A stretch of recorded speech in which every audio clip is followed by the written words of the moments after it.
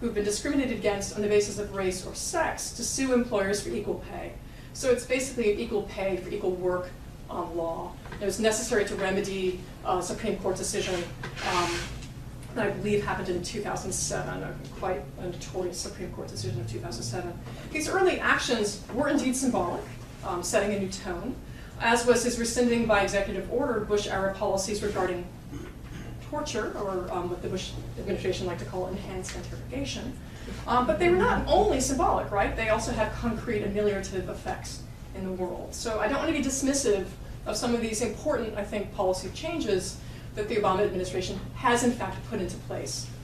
But none of this makes Obama a liberal, never mind a progressive. His vision of consensus politics works against this possibility. We can see this in his stress on abortion reduction, language intended to forge a new center that eschews the polar oppositions between pro-choice and pro-life in US political debates over abortion. And even here, there are important qualifications. And in talking about this, I'm drawing on arguments that Janet and I developed in a short piece for Imminent Frame, which is an online forum run by the Social Science Research Council, and in a forthcoming essay in Social Research.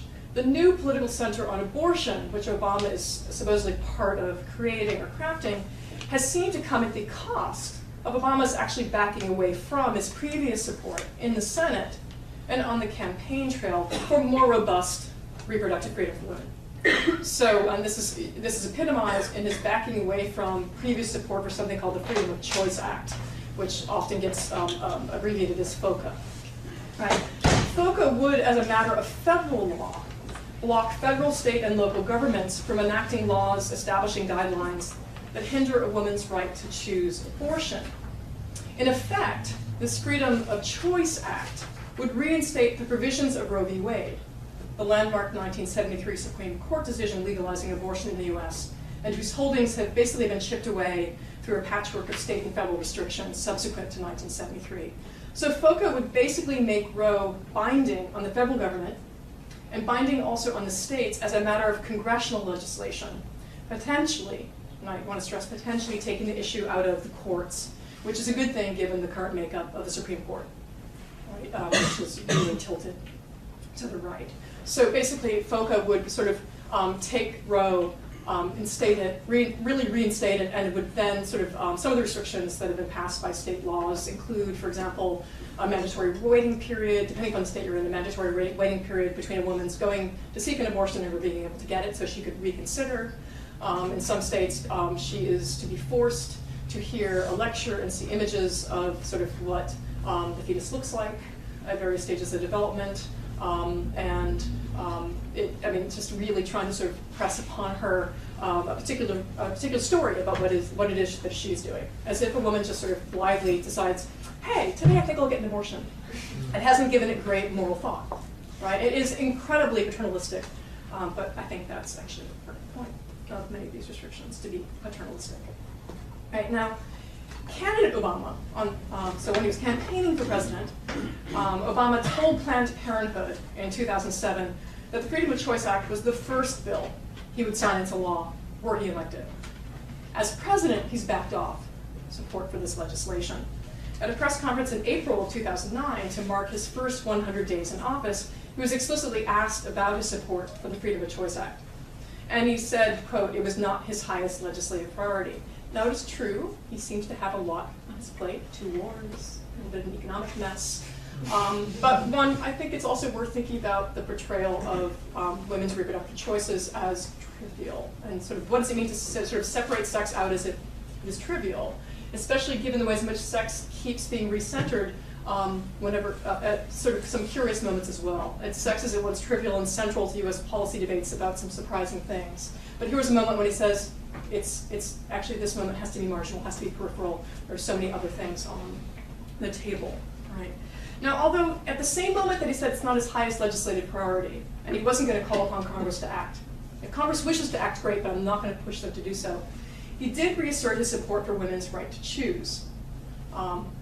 Nice words, but a lot of it is about rhetoric at this moment, because he's also charting a path for the center, asserting that, quote, the most important thing we can do to tamp down some of the anger surrounding this issue of abortion is to focus on those areas that we can agree on. And that's where I'm going to focus. Now, how big are the areas that we can agree on? And who is the we Obama here invokes? It seems to me it's a we tired of heated arguments and bruising divisions over controversial topics like abortion and gay marriage. And what does tamping down the public anger look like in practice? Whose feelings are being protected? And with what public political effects?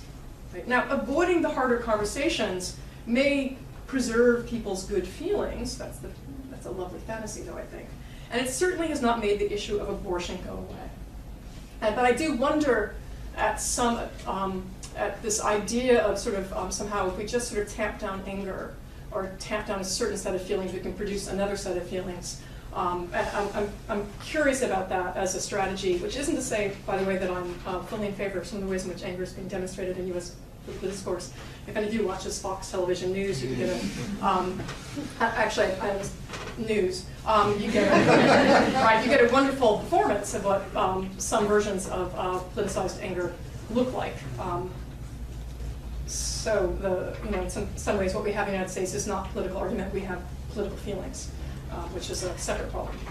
Now, one of the side skirmishes to the healthcare debate has in fact been over abortion, with opponents in both the House and Senate, Republicans as well as some conservative and moderate Democrats.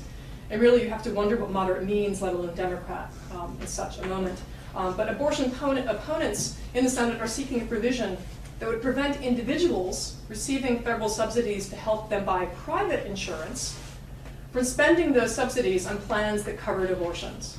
Right? Because right now, the way that healthcare reform is being drafted in the Senate, the House has a slightly different version. If you were receiving federal subsidies, you're low or middle income, and you're receiving federal subsidies to help you buy insurance, you're buying into the private market with those subsidies, right? What the opponents of abortion is saying is that under the terms of the Hyde Amendment, which is a 30-year-old law, no federal monies can be used to pay for abortions. And since federal monies would be subsidizing your insurance, they would effectively be paying for your abortion if you were allowed to buy insurance that covered it. Right? So there are all sorts of side debates going on about what language is going to be written into the final version of healthcare about abortion. And the Senate and House will have different versions of this language, and it will have to be reconciled when sort of the two committees meet. Now, the most profound impact of the Hyde Amendment, right? This is the law, 30 years old, that bars federal monies from paying for abortions, has been on poor women. Because the law prevents Medicaid, which is the federal health insurance in the US for the poor, from paying for abortions. Repealing the amendment, it was named after Henry Hyde, a congressman from Ohio who sort of authored the initial bill. Repealing the amendment is completely off the table. First, there is no political will for it. Right? There's just no political will to repeal the Hyde Amendment. Second, there is scant political imagination for it, which is a separate thing. In the US, abortion has been framed as a privacy right, a private choice that a woman makes in concert with her doctor. And this is actually important to underline. Roe v. Wade is often caricatured as being a decision that gave women the right to make choices about whether or not to have an abortion. If you actually read the decision, that choice is framed as a highly medicalized choice that is to be made in consultation with a medical expert. Because the state was interested in the regulation of abortion as a medical practice. And so it's a really interesting, it's never been about women's free choice. It's always been fettered to medicalizing notions of pregnancy, to medicalizing notions of fetal health as well. And I think that's important because this then figures in what sorts of medical systems also get practiced in the United States. So insurance is going to actually play a strange role because the figure of the doctor is already in the room.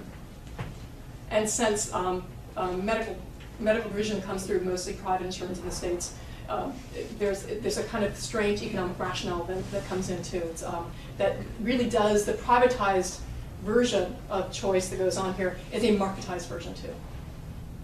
And partly through the figure of the doctor is where this marketized version of medical health comes in.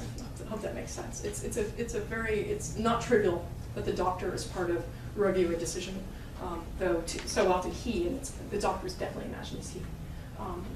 drops out of the discussions, but his figure's always there in some very important ways. Now, the understanding that abortion and abortion access implicate broader questions of social and economic justice has almost completely dropped out of public discussion, although there are, of course, advocates of poor women who do continue to make this point.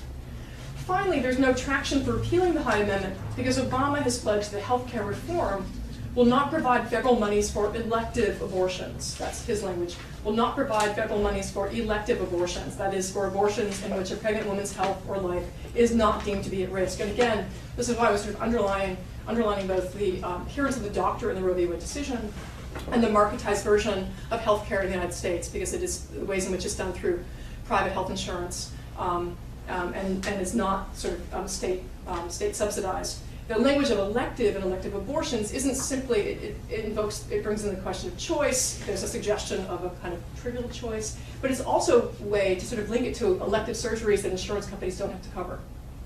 You could do it, but you don't have to do it. Right? So the elective here is doing an awful lot of work. And I think we might want to ask, what does it mean to characterize any abortion as elective? What does that suggest about the moral framework for a woman's, I would say, often complicated decision in view of the fullness of her life?